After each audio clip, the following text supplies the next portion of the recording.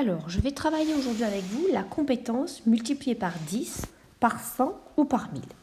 On va revenir à la base avant de compliquer les choses en passant aux décimaux. Donc, la base, c'est savoir multiplier un entier par 10 ou par un de ses multiples. Par exemple, si je veux calculer 10 fois 3. 10 fois 3, ça veut dire que j'ai 3 objets et je veux 10 fois ces 3 objets.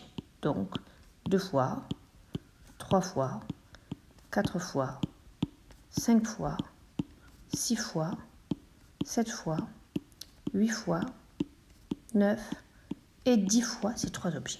Et je me rends compte alors que mes 3 objets de départ, eh bien, chaque objet est devenu 10 fois plus grand.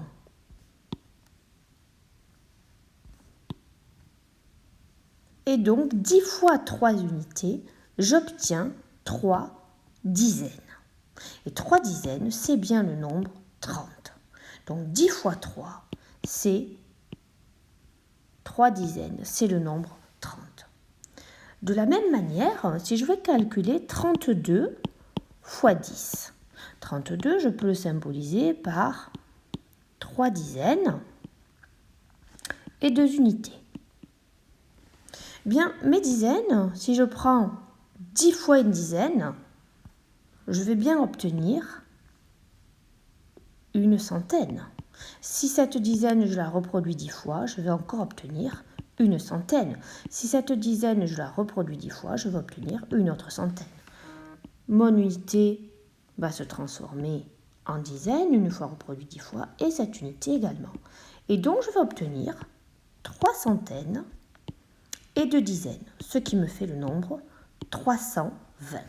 Et 32 fois 10, c'est bien le nombre 320. On se rend compte alors que quand je multiplie par 10, mes unités se transforment en dizaines et mes dizaines multipliées par 10 deviennent 10 fois plus grandes et deviennent donc des centaines. Alors on peut l'illustrer aussi dans un tableau de numération. Si j'avais le nombre 32 que je veux multiplier par 10, eh bien on a dit mes unités deviennent 10 fois plus grandes et deviennent des dizaines, et mes dizaines deviennent 10 fois plus grandes et deviennent des centaines. Et j'obtiens bien 32 fois 10 égale 320. Dans le tableau de numération, on peut donc remarquer que chaque chiffre occupe une place dans la colonne qui est placée juste avant lui sur la gauche, parce qu'elle occupe une place 10 fois plus grande. On sait bien que les dizaines, c'est 10 fois plus grand que les unités. Les centaines, c'est 10 fois plus grand que les dizaines. Donc c'est normal que ces deux unités se déplacent vers la gauche d'une case pour trouver 2 dizaines, et que mes 3 dizaines se déplacent vers la gauche dans le tableau pour obtenir des centaines. Donc multiplié par 10, cela revient à octroyer à chaque chiffre une valeur 10 fois plus grande. Et donc mes unités deviennent des dizaines, les dizaines deviennent des centaines, les centaines deviennent des unités de 1000. On peut dire qu'on déplace les chiffres un à un vers la gauche. On déplace le nombre d'une case vers la gauche pour le multiplier par 10. Alors on va essayer de voir que devient cette règle quand on travaille avec des nombres décimaux. Alors quand je travaille avec des nombres décimaux, par exemple, je vais essayer de multiplier une unité et 2 dixièmes multipliées par 10. Eh bien, une unité et 2 dixièmes, elle est là. J'applique toujours la même règle. Mes dixièmes vont devenir 10 fois plus grands, donc ils vont devenir des unités. Et mes unités vont devenir 10 fois plus grandes et vont donc devenir des dizaines. Et je vais donc obtenir le nombre 12. Une unité et 2 dixièmes, c'est égal à 12. Et encore une fois, mes chiffres se déplacent d'une case vers la gauche. Alors, je te laisse t'entraîner avec le tableau de numération et les nombres que je te propose là. Tu peux mettre pause et on le corrigera ensuite. Alors, pour la correction, donc celui-ci, nous l'avons fait tout à l'heure, ça faisait 12, je ne le refais pas. 3 unités et 45 centièmes, il est là, je le multiplie par 10, donc je décale chaque chiffre d'une case vers la gauche. Et ensuite, je lis 34 unités. Donc, je mettrai la virgule pour marquer les unités. Et 5 dixièmes. Pour le suivant, 4 unités et 456 millièmes. De la même manière, les millièmes deviennent des centièmes, les centièmes des dixièmes, les dixièmes des unités et les unités des dizaines. Je n'oublie pas que la virgule marque les unités, donc j'aurai 44,56, 44 unités et 56 centièmes. Je vois bien que mon nombre s'est déplacé vers la gauche d'une colonne puisque j'ai multiplié par 10. Alors maintenant, toujours le même exercice, donc tu peux t'entraîner. Je te le fais rapidement. 43 unités et 6 dixièmes.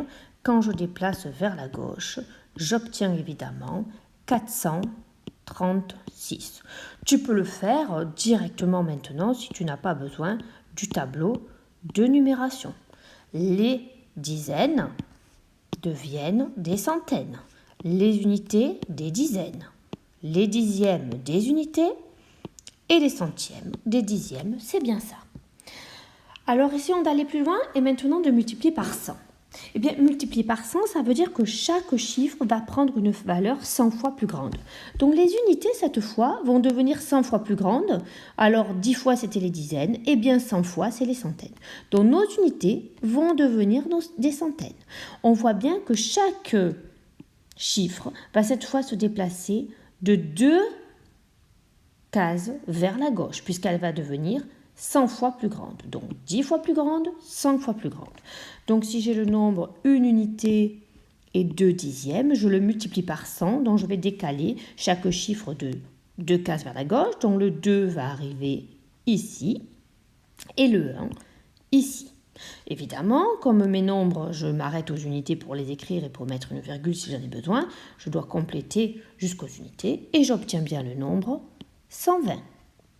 Si je veux le nombre suivant, 3 unités, je fais attention, et 45 centièmes. Je décale toujours mes chiffres de 2 cases vers la gauche pour multiplier par 100 et j'obtiens 345. Et pour le dernier nombre, donc 4 unités et 456 millièmes. Attention, je déplace toujours de 2 vers la gauche puisque je multiplie par 100.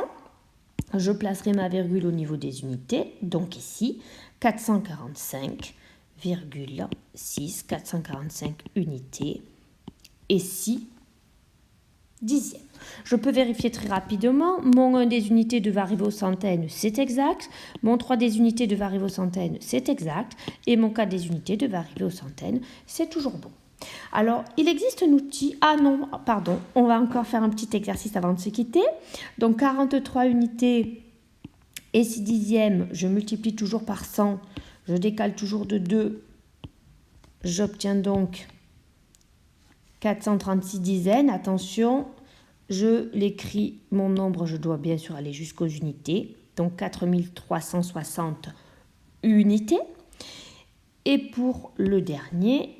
88 unités 41 centièmes, je le multiplie par 100, donc toujours je déplace mon nombre de 2 colonnes vers la gauche et j'obtiens 8841.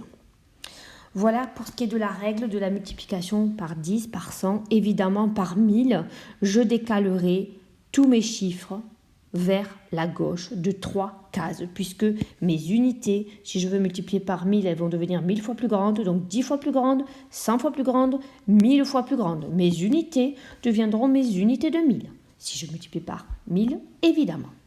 Il y a un outil qui existe en papier qui peut t'aider. Ça s'appelle un glisse-nombre. Tu peux le trouver en tapant sur Internet glisse-nombre. Il s'agit donc d'un tableau de numération dans lequel on va glisser une bande ici jaune ou d'une autre couleur. Tu écriras ton nombre. Alors évidemment, cette bande, il faut que tu la plastifies pour pouvoir effacer les nombres à chaque fois. Tu écris au feutre d'ardoise pour pouvoir l'effacer ton nombre. Et si tu veux multiplier par 10, tu pousses cette lanière vers la gauche de une case. Si tu veux multiplier par 100, tu pousses cette lanière de 2 cases. Et si tu veux multiplier par 1000, tu la pousses bien sûr de 3 cases.